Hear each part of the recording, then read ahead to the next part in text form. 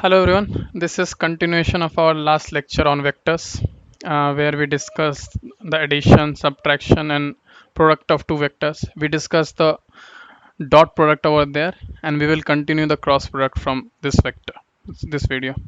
So if you haven't watched the previous video, do watch before watching this. Right. So our topic is cross product of two vectors. Cross product, which is also called as vector product. Right.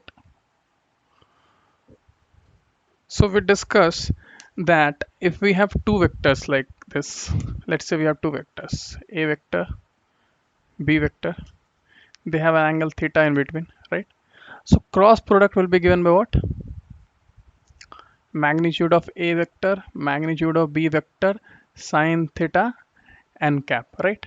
Since this is a vector product, we have magnitude as well as we have a unit vector which suggests the direction as well, right?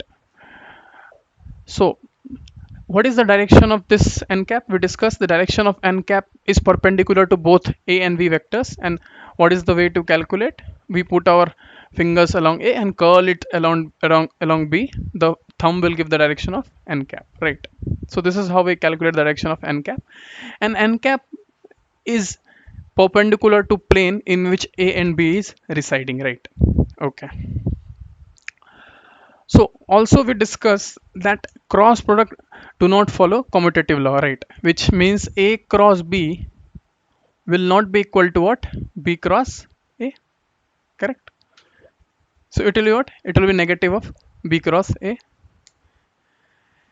But it does follow associative and distributive. It does follow distributive law, right? So if it is like that, if we have A cross B plus C, so this will be what? A cross B plus A cross C, right? So this is what? Distributive law, right? But yeah, obviously it does not follow associative law. So again, A cross B cross C won't be equal to what? A cross B cross C, right? Okay. So let's solve some examples on this cross product, right? Let's solve some examples, right? So this is a problem on cross product. So the problem states that two vectors A and B have magnitudes 10 and 12 units, right? The cross product is 60. Find angle between them, right? So cross product is a vector product, right? But we have been given that cross product is 60, which means only magnitude of cross product is given, right? So we need to find the angle between them, right? So let's draw a diagram first, right? Let's say this is A vector, this is B vector, theta is the angle between them. What we know? We know A vector magnitude is 10. We know B vector magnitude is what? 12. And we know A cross B magnitude is 60, right? And we need to calculate what is theta. So this is what is we need to calculate, right? So okay, we know A cross B is what? A cross B is mod of A mod of B sine theta and cap, right? Clear? So magnitude of A cross B will be what? We'll just remove the vector component, so it will be mod of A mod of B sine theta, right? We have all the values. Let's put up the values. So it is 60, it is 10, it is 12, and then sine theta. So sine theta is what? 60 by 120, which means 1 by 2. So theta is what? 30 degree or pi by 6. So this angle is nothing but 30 degree, right? This is a very simple problem on cross product. Okay, let's solve one more problem, right? Right. So next problem on cross product is, so we have been given two vectors. Vector A is 2 I cap plus 3 j cap. Vector B is 5 I cap plus 6 j cap. We need to find what is A cross B, right? So let's draw the diagram first. Let's draw a very rough diagram. So let's say this is my coordinate system, right? And let's say somewhere around this is 1, 2, 3, 4, 5, right? This is my x-axis, right? Again, this is 1, 2, 3, 4, 5, 6, right? So I'm just trying to plot where a and b vector will reside based on our formula for cross product. We will later on calculate it, but yeah, just analytically let's understand. So a vector is what? It is 2 I cap plus 3 j cap, right? So it will somewhere lie somewhere around here. It will somewhere lie around here at 2 and 3 coordinate, right? So if I need to make a vector, it will be what? This vector is a vector, right? This vector is a vector, right? I've joined this from origin, right? What about b vector? B vector is was 5 I cap plus 6 j cap, right? So 5 is here, 6 is somewhere here, right? Okay, so this would be, let me draw it roughly. This should be, let's say, my b vector, right? This is my a vector, this is my b vector, right? So I've drawn a very rough diagram. This, since this point is what, 5 6, and this point is what, 2 and 3. I need to find a cross b, right? What is the cross product of a and b vector, right? So these two are lying in xy plane only, right? So let's find what is a cross b, right? Okay, a cross b is what?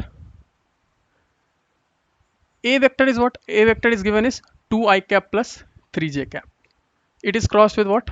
5 I cap plus 6 j cap, right? 5 I cap plus 6 j cap, right? Okay, so let's find it now. So again, segregating, it will be what? 5 I cap plus 6 j cap plus 3 j cap cross 5 I cap plus 6 j cap, right? Clear? So I've just segregated these two terms, right? You know that I cross is 0 because sine 0 is 0, but I cap cross j cap is k cap, right? So I cap cross I cap is 0, but I cap cross j cap is k cap, right? Similarly, j cap cross I cap will be what? Minus k cap. Clear? Okay, now we know that cross product follow the distributive law, right? Now I can separate it, or I can directly say I cap cross I cap is 0. So these two terms will cancel out each other. Only I cap cross j cap will survive, right? So it is what? 12 k cap. 2 into 6 is 12. This is what? Is 12 k cap, right? And here is what? Here you see again, j cap cross j cap will die, but I cap cross j cap will survive. So this is what? Minus 15 k cap, right? So if I calculate, this is minus 3 k cap. So cross product of a cross b is minus 3 k cap. You see the direction of cross product, it is out of the board, right? Or into the board. So it is perpendicular to both the vectors. So it is perpendicular to xy plane since it is k cap, right? Clear? Right. So we just discussed the numerical problems on cross product. Okay, so we'll now derive an expression, right, on how to find cross product of two vectors which are represented in Cartesian form, right? Cartesian form means in terms of x, y, and z axis, right? In terms of I cap, j cap, and k cap. So let's say a vector, there are two vectors, which is ax I cap plus ay j cap plus az k cap, right? And then let's say we have b vector, which is what? Bx I cap plus by j cap plus bz k cap, right? Now we need to find the cross product, right? What is cross product of a cross b, right? Let's find it out. It is ax I cap plus ay j cap plus az k cap cross bx I cap plus by j cap plus bz k cap, right? This is the expression. Okay, we know that I cap cross I cap is 0, which is same as j cap cross j cap, which is same as k cap cross k cap, right? Clear? But for other cross combinations, right, for other cross combinations, we also know that I cap cross j cap is nothing but k cap. Clear? So using our way to find direction, we can easily find what other combinations corresponds to. So let's first find that out, right, before solving this problem. So let's say we have this coordinate system x, y, z, right? So here the unit vector is I cap, here it is j cap, here it is k cap, right? So now we need to find what is the cross combination of these two unit vectors when taken together, right? So we know the I cap cross I cap, same vectors, if we take, cross product will be 0 because angle between them is 0, right? But if you take distinct vector, so I cap cross j cap, what is I cap cross j cap? I cap, let's put the hand along I cap, curl it towards j cap, thumb is giving me out of the board, which is k cap, right? So I cap cross j cap is k cap. Clear? Now what is j cap cross I cap? J cap cross I cap. What is j cap cross I cap? So put hands along j cap, curl it toward k cap. So this is what? Positive I cap, right? Similar now, k cap cross I cap. What is k cap cross I cap? Similarly, you can tell me what is k cap cross I cap, right? Along k, out of the board, your hands, curl it towards what? X axis. So this is now j cap. So k cap cross I cap is j cap, right? So now you can see, if you take things anti-clockwise, right? If you are taking I cap cross j cap, you are getting k cap. If you are taking j cap cross k cap, you are getting I cap. And if you are taking I cap cross j cap, you are getting k cap, right? So similar to that. And again, if you take other way around, so this is basically equal to what? Negative of j cross I. Clear? Which is basically equal to minus negative of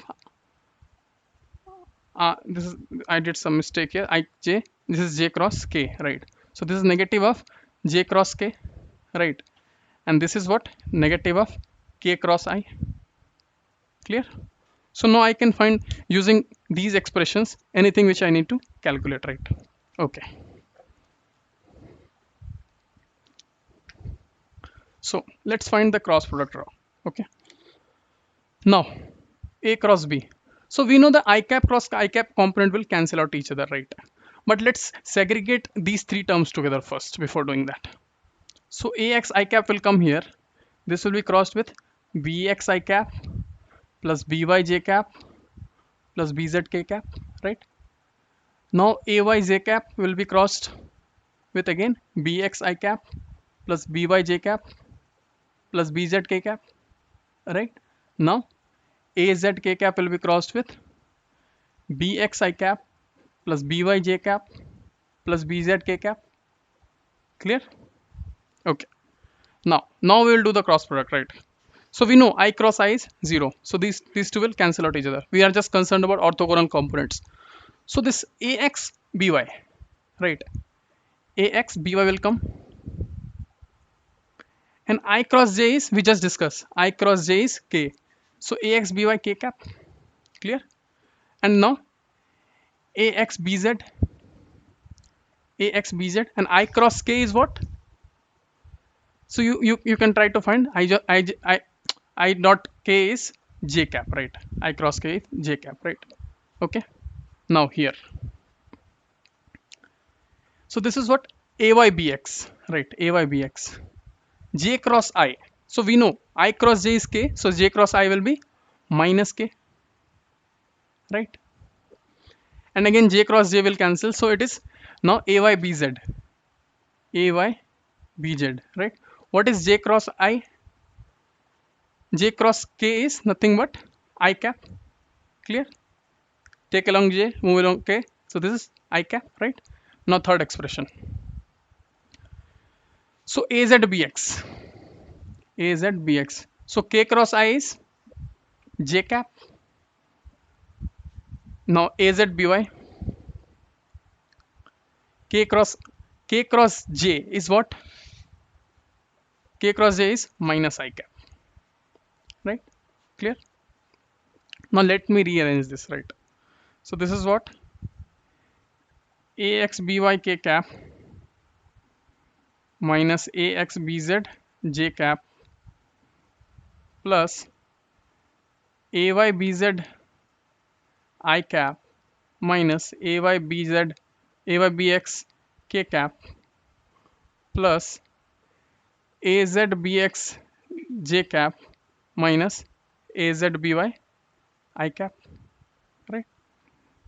Clear? So now you can again take I cap as common, j cap as common, and k cap as common to find the final answer, right? So this looks a bit complicated, right? Looks a bit complicated in simplification and things, right? So let's say how can we solve this using some other method, right? So we have a determinant method to solve this problem, right? To find the cross product. How do we do that? Right. So now we will try to solve this particular problem, which is cross of this a and b represented in Cartesian form using determinant method, right? So determinant is a topic which you will study in standard 12th, but just to give you a glimpse, determinant is a way to represent a set of numbers, right? So it is represented in a between two parallel lines, right? So let me represent this in a determinant form, right? So determinant is nothing but this is represented in between two parallel lines, right? Right? Okay. So this determinant is a 3 cross 3 determinant, right? 3 cross 3 means it has 3 rows and 3 columns, right? So first row will obviously always be my Cartesian components, I cap, j cap, k cap, right?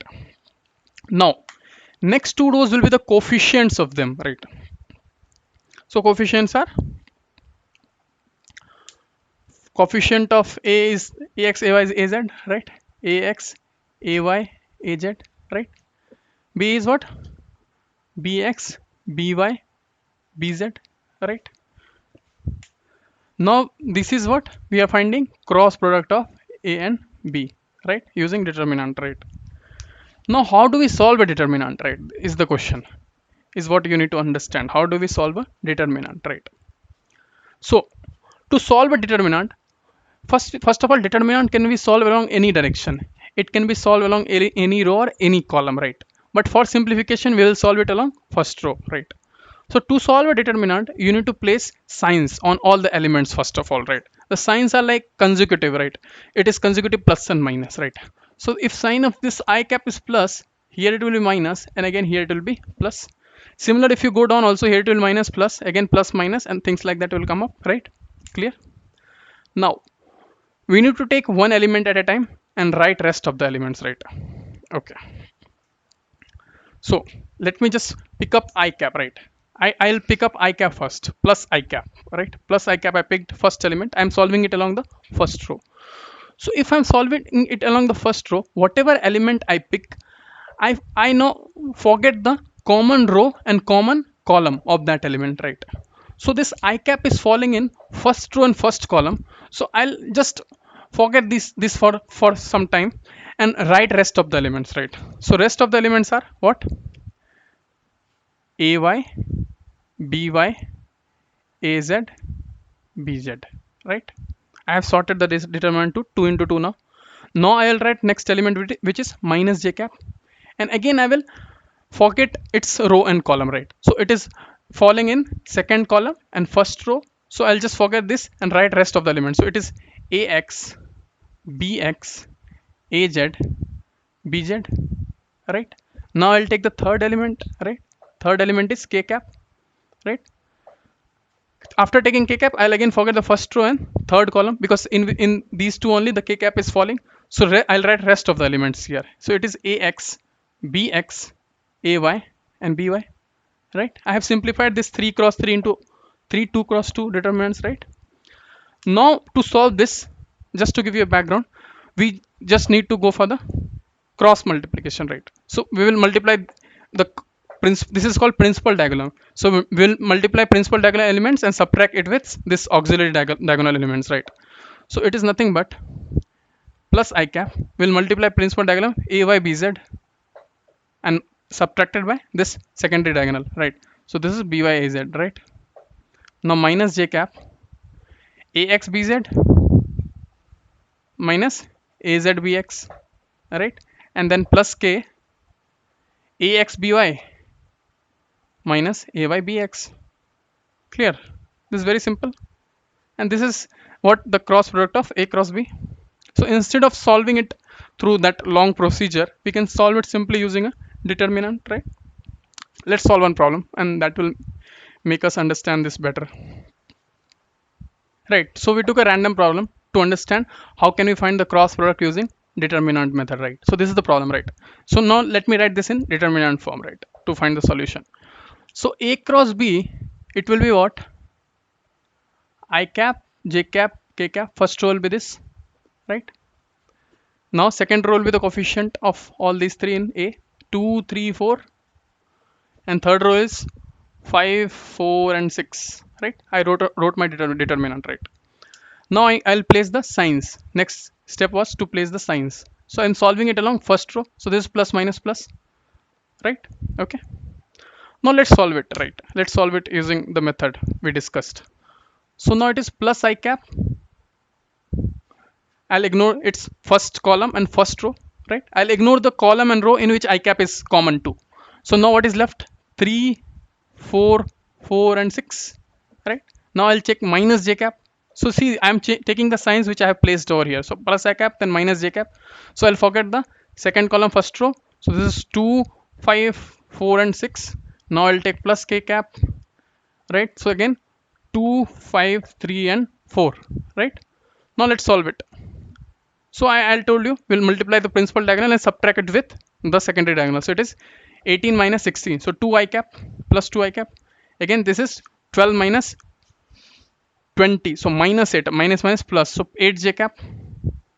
And again this one is 8 minus 15. So minus 7 k cap. So cross product is this.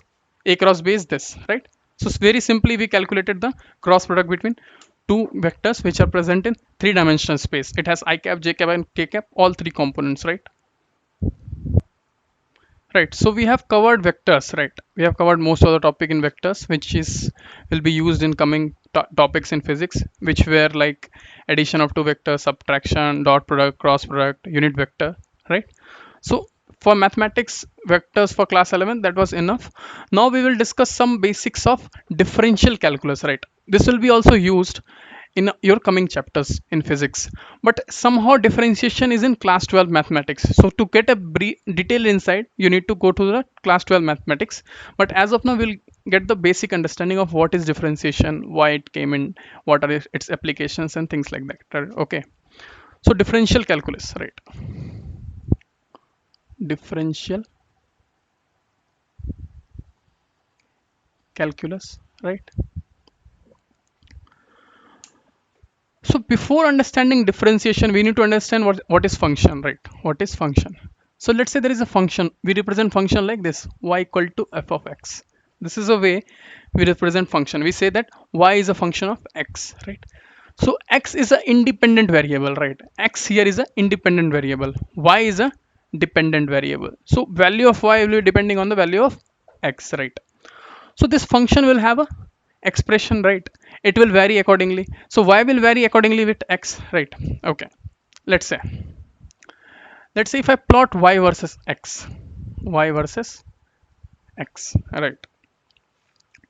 And the graph comes something like, let's say, this is the graph. Let's say this is the graph, right? So at any point in this graph, let's say this is a point. This is a point of x1 and y1, right? So at any point in this graph, this function will have some value, right? With respect to x, the function will have some value, right? So if I take 2 points here, right? If I take 2 points, and let's say there is one more point, x2 and y2, right? And if I find the component called y2 minus y1 by x2 minus y1, right? This is what this component is nothing but change in y with respect to change in x, right? So let's say if I have changed my x component by some value, how much my y component has changed with respect to that, right? So this quantity is nothing but this quantity is called slope, right? Slope. Okay, slope is nothing but change in y with respect to change in x, right? So let me just draw a straight line first, right?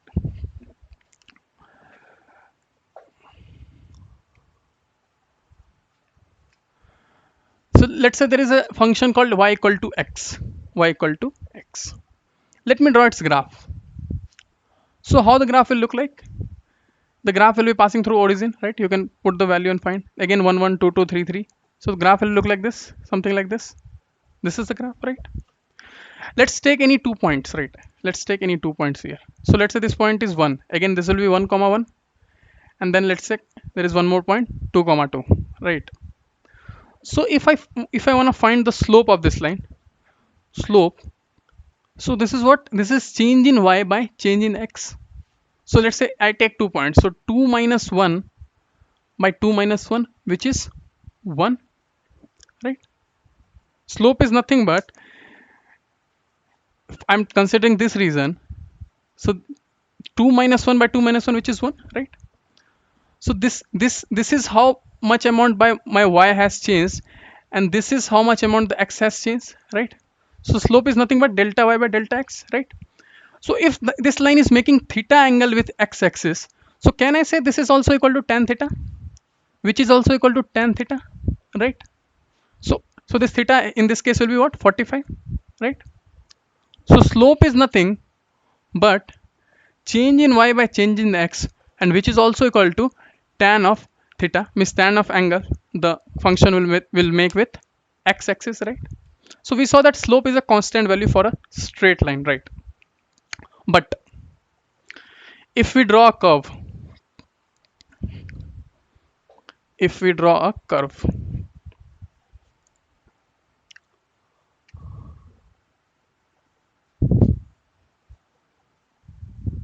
right?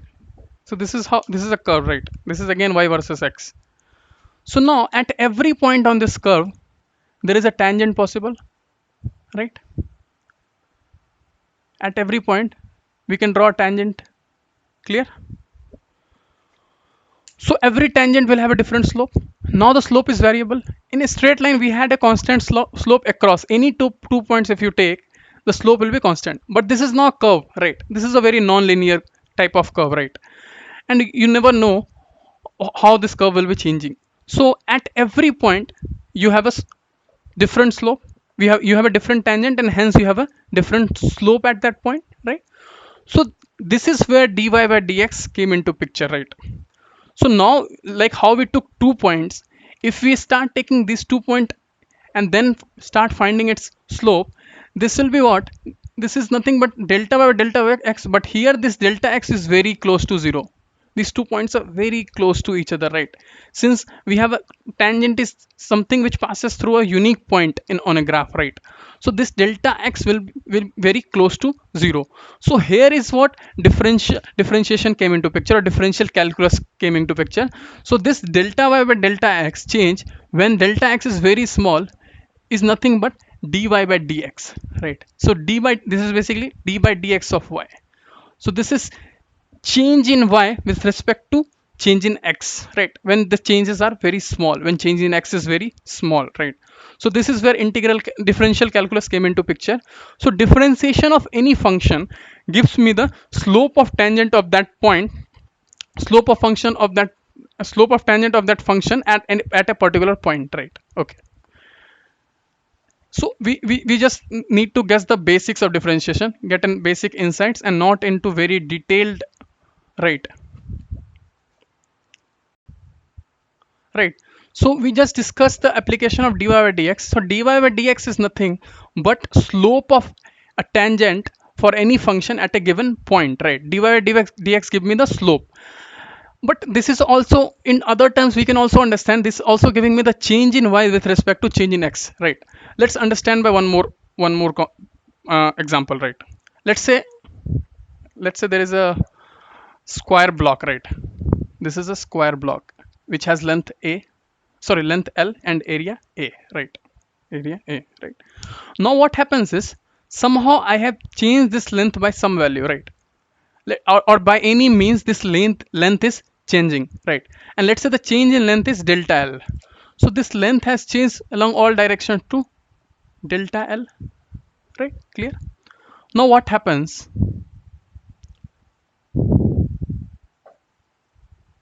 My area will also change, right? So let's say delta A is the change in area, right? So initially when length was a and area was L, so what was the area of this square? L square. Clear? Now what happened? My length got changed by delta L, which made my area to change by delta A. Delta indicates the change, right? So A plus delta A is nothing but, no, this is A plus B whole square. So L square plus delta L square plus 2L delta L, right? So A is nothing but L square. So can I put A as L square plus delta A is nothing but L square plus delta L square plus 2L delta L, right? Now I can cancel this L square L square. So delta is what? Delta is delta L square plus 2L delta L, right? Now can I find delta A by delta L? This is nothing but 2L plus delta L, right? So this is what is change in area with respect to change in length, right? Change in area to change in length. But let's say this change is very incremental, like delta L is very zero. If delta L is very zero, this term will go off, right? This term will become negligible. So what this change dA by dL will become? This will become 2L, right? So this is the rate by which my area is varying with respect to length, right? This is the rate. So dA by dL is giving me the rate by which area is changing with respect to L, right? So this is what another application of differentiation is. It can also be used as a rate measurer, right? Rate measurer. Okay. Right. So we just studied the concept for differentiation or differential calculus, in which we understood what is differential calculus, what are its applications, right? But for standard functions, we already have derivations, right? Like if function is sin x, we already know what is derivation of sin x, and we need to use it in a later chapters, right? So I'll just write some differentiation of standard functions. Maybe you can recall it, right? You can use it directly if needed. So differentiation of constant is 0, right? Because constant is always constant, it won't change, right? Differentiation, so by dx means with respect to x, for x to the power n is given by nx to the power n minus 1, right? Nx to the power n minus 1. So let's say if I need to find differentiation of x to the power 3, I need to place this n here 3 and then x, and I need to reduce this n by 1, so this is 3x squared, right? This is example for this one, right? So differentiation of x to the power n is nothing but nx to the power n minus 1, right? Okay. So differentiation of log x, log base ex is 1 by x, right? Okay. Differentiation of e to the power x is e to the power x, right? So even if I differentiate this, it will still give me the same function, right? Differentiation of a to the power x is a to the power x log a, right? This is what we have, some differentiation, right? Let's solve, get some more for trigonometric functions, right? So differentiation of sine x is nothing but cos x, right? Okay. Differentiation of cos x is nothing but minus sine x. Clear? Differentiation of tan x is sec square x, right? Differentiation of cot x is minus cos x square x. Clear? Differentiation of sec x is sec x into tan x, right? Differentiation of cosec x is minus cosec x into cot x, right? This is some formulas for differentiation, right? This is the way we calculate differentiation, right? Right. So we just understood some of the differentiation of standard functions, right? So if I am given a differentiation to solve, right? Let's say I have to solve differentiation of 2 sin x. 2 sin x is what I have to solve, right? 2 is a constant. 2 can be bring out of this differentiation, and then it is what? D by dx of sin x, right? So this is 2 cos x, right? This is as simple as that, right? Now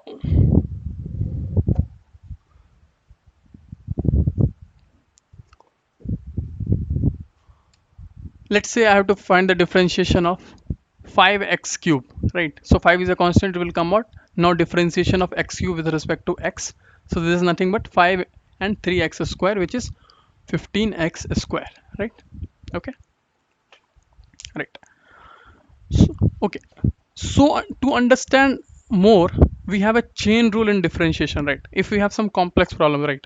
So if I need to find dy by dx, I can find it by also this way also, dy by dx1 into dx1 by dx2 into dx2 by dx3 and so on till dxn by dx, right? So if you see, both are equivalent, all are cancelling out each other, right? So this is equivalent, and where it is used we'll see, right? Let's say if I need to find differentiation of sine x, right, I'll directly say cos x. Sin x with respect to x, differentiation is cos x, right? But what if I have to find differentiation of sine e to the power x? Can I still use the same formula? No, right? But if I see, compare this from, if I do apple to apple comparison, if I do a d e to the power x at the denominator, I can still calculate this very easily, right? So if this, the variable with sign and the variable at the denominator, if they are matching, I can write it is the cos of that variable. So how can I match it? Can I match it like this? Differentiation of sine e to the power x by d e to the power x. And now again I'll write this e to the power x with respect to x. I segregated this into two. This is what chain rule is all about.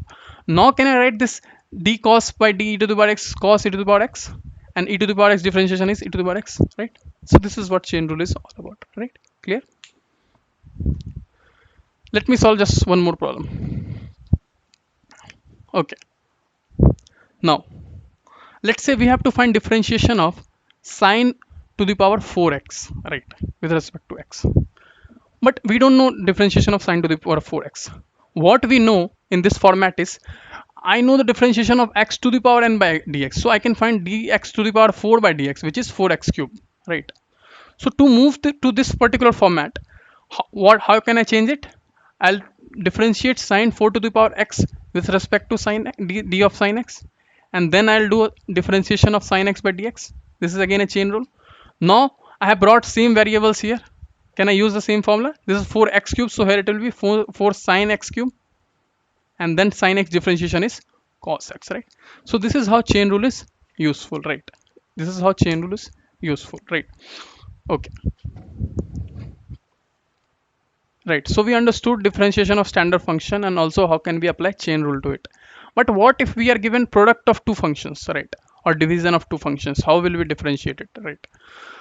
So let's say if u and v are two functions in x, right, two functions in x. So first, product rule. To find differentiation of u into v with respect to x, we can calculate it by like this: u dv by dx plus v du by dx. So this is product rule in differentiation, right? To find the differentiation of u into v, we can take u at a time and then v at a time, right? So we take u at a time, differentiate v, then we take v at a time and differentiate u, right? This is simple way. Again for division, differentiation of u by v with respect to dx is nothing but this is v du by dx minus u dv by dx by v square, right? So this is the division rule, right? So this is the multiplication rule and this is the division rule, right? So this is multiplication rule of differentiation and this is divide rule, right? You can note it down and then let's solve one problem in multiplication rule. Okay, so let's say y equal to f of x is given by x in x sine x, right? So now we have two functions here. X is one function, sine x is one function. So let's say this is u and this is v, right? So now we'll apply the multiplication rule, right?